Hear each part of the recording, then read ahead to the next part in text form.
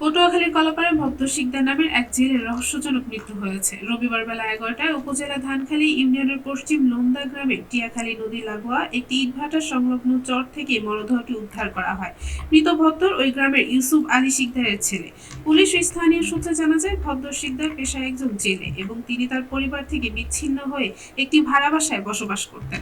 তবে মাছ ধরার সুবাদে তিনি বেশিরভাগ সময়ই নদীর চরে থাকতেন।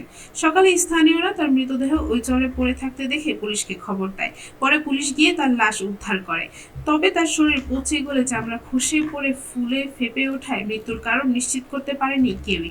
পায়রা বন্দর নৌ পরিবহনের ইনচার্জ নয়ন কাকরুন বলেন, আমাদের ধারণা অন্তত 3 দিন আগে ওই ব্যক্তির মৃত্যু হয়েছে।